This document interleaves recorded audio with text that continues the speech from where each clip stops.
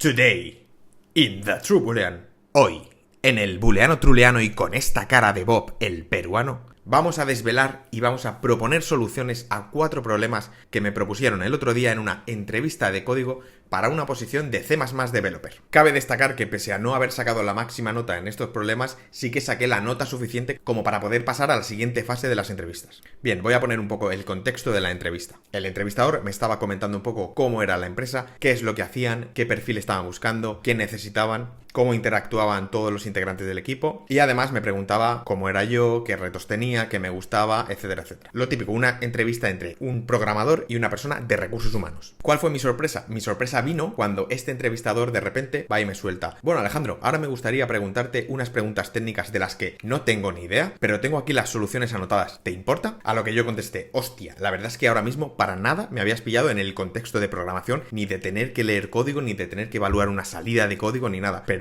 vamos a probar. Fantástico, pues si me lo permites, te voy a compartir pantalla. Y yo: adelante, let's go. Me comparte pantalla y este era el primer problema, el festival del paréntesis y el corchete. Y sí, era tal cual así. No tenía ni highlighting del código, no tenía ni los colores del lenguaje, ni tenía nada. Era como un bloc de notas. Todo texto plano negro sobre un fondo blanco. Nada más. Y la verdad es que eso añadía bastante complejidad a la hora de identificar los elementos y poder separarlos. Es decir, a quién pertenece cada paréntesis y a quién pertenece cada corchete. Era una locura y más locura aún que fuera la primera pregunta.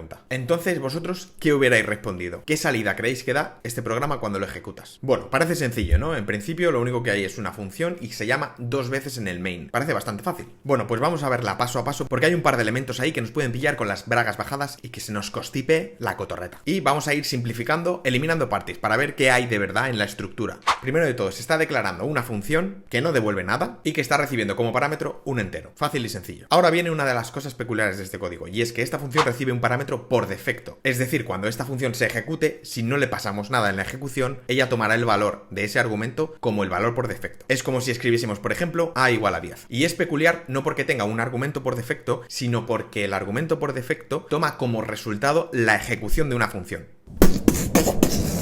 ¡Nos atacan!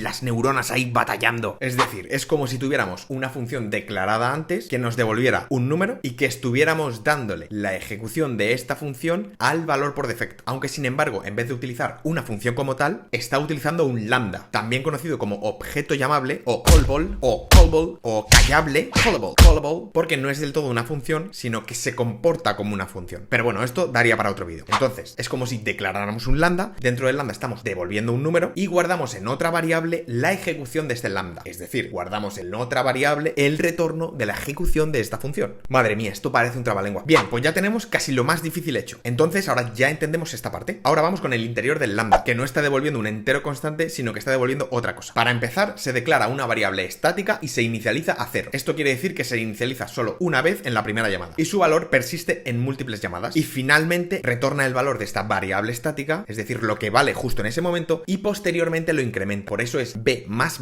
y no más b, porque si fuera más b estaría incrementando el valor y posteriormente devolviéndolo. Este era otro punto de pregunta trampa con el entrevistador. Fantástico, entonces ahora ya tenemos todo el englomerado, todo la bola de grasa de código. ¿Qué crees ahora que daría como resultado la ejecución de este programa? Exacto, 12. ¿Por qué? Porque en primer lugar imprimirá 1 y después imprimirá 2. ¿Te imaginas que te están preguntando: bueno, Alejandro, ¿y a ti qué te gusta? ¿Tú qué haces? ¿Qué se te da bien en la programación? ¿Qué es lo que te motiva? Bueno, ¿te importaría resolverme este problema? De locos, I know it. Ahora vamos con el problema número 2. ¿Qué te parece? Este es más facilillo, ¿no? Porque como te lo tenga que explicar, este problema para mí es bastante sencillo y la única peculiaridad que existe en él reside en la línea auto. ¿Por qué? Porque solamente tenemos una clase que declara una variable privada a la que se inicializa con un valor 0 y tenemos un get para obtener el valor de esta variable, aunque lo obtenemos por referencia, y tenemos un método para printear el valor de esta variable. En el método main simplemente estamos instanciando un objeto de esta clase y estamos declarando una variable de tipo auto y la estamos inicializando con el valor del propio get de la clase. Posteriormente estamos incrementando esta variable y finalmente la estamos printeando. Entonces, ¿qué creéis que se imprimirá por pantalla? ¿0?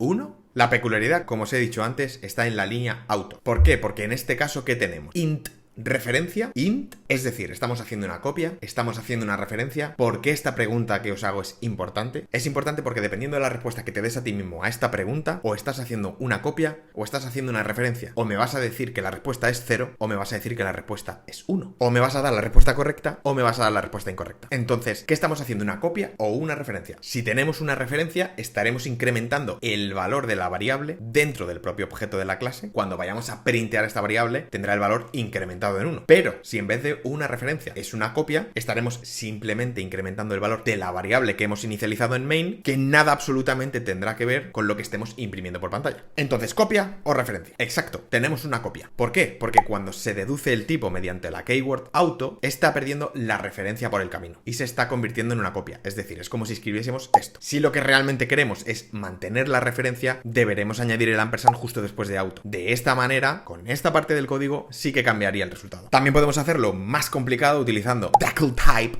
auto, y aquí sí que obtendríamos una referencia. Así que sí, la respuesta que deberíamos haberle dado al entrevistador era de 0, del cerapio que vas a sacar mañana. Y si devolviera un puntero en vez de una referencia, ¿el auto lo mantendría? Bueno, pues eso no lo desvelaremos en el vídeo de hoy. Es posible que en un vídeo futuro o no, quién sabe. Problema número 3. ¿Qué nota lleváis ya? ¿Lleváis un 0,5? ¿Un 2? ¿Un 0 patatero? ¿Qué creéis que daría como salida este código? Ya es un poquito más elaborado, ¿no? Tiene un poquito más de cosa. Tiene un map, tiene una clase declarada, con un constructor de copia, un operador asignación. Dios bendiga América, qué locura. Bueno, pues en este caso tenemos tres variables que se inicializan a false y mediante la ejecución del programa es posible que sí o no se pongan a true y por lo tanto cuando se impriman por pantalla impriman un 1 en lugar de un 0. Entonces, ¿qué salida creéis que daría este programa? Bueno, pues vamos a desgranarlo porque en realidad es un poco más fácil de lo que parece, pero tiene una peculiaridad, como todos los anteriores. En primera instancia crearemos un map de clave-valor, donde la clave es un int y el valor es una instancia de la propia clase que hemos declarado anteriormente. Después le asignamos a la clave 7 una instancia de la clase utilizando el constructor que recibe un argumento, es decir, no el por defecto. Hasta aquí todo maravilloso y podríamos pensar que las únicas dos variables que se ponen a true son las del operador asignación, porque estamos asignando, y la del constructor que recibe por parámetro un entero. ¿Es cierto esto? ¿Le daríamos esta respuesta al entrevistador? Es más, ¿acertaríamos con esta respuesta? La respuesta es que no. Es una pregunta trampa y yo también caí. Yo también dije que el constructor por defecto nunca se llamaba y que los otros dos sí. Es decir, que la respuesta era false, true, true. Pero la pequeña peculiaridad es que la respuesta real es true, true, true. The true boolean. Y tú dirás, ¿por qué? ¿Quién carajos llama al constructor por defecto? Si yo no lo he llamado en ningún momento. Ya, pero es aquí cuando sucede la magia de C++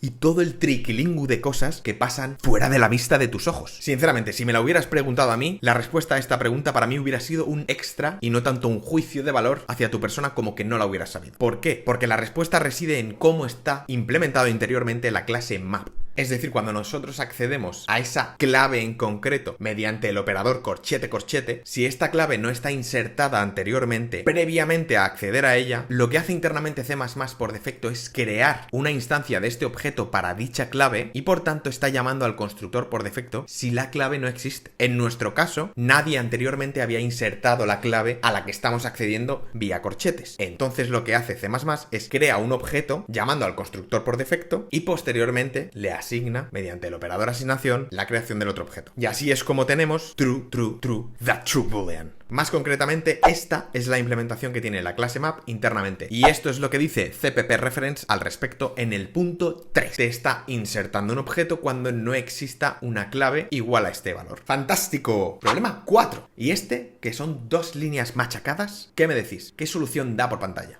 Quizá podríamos pensar que la solución es 1, 2, 3, 3. O que la solución es 1, 2. ¿Pero por qué estos valores? ¿Me lo estoy inventando? ¿Podría la solución ser 8? De hecho, yo fallé también en esta pregunta. La respuesta correcta, amigos, es 1, 3. Pero vamos a evaluar también la de 1, 2, 3, 3 porque en ciertas ocasiones, que no en la de la entrevista, pero en ciertas ocasiones podría ser verdad, podría estar bien. Tenemos definida nuestra clase con nuestro constructor de copia y tenemos nuestro destructor. Y tenemos una función en la que dentro estamos devolviendo la construcción de un objeto. Y es por eso que tendría sentido que estuviéramos devolviendo una copia del objeto que se ha construido internamente y temporalmente dentro de la función. Y después, por tanto, se está destruyendo el temporal y destruyendo el propio objeto copiado. Así que tendríamos 1, 2, 3, 3.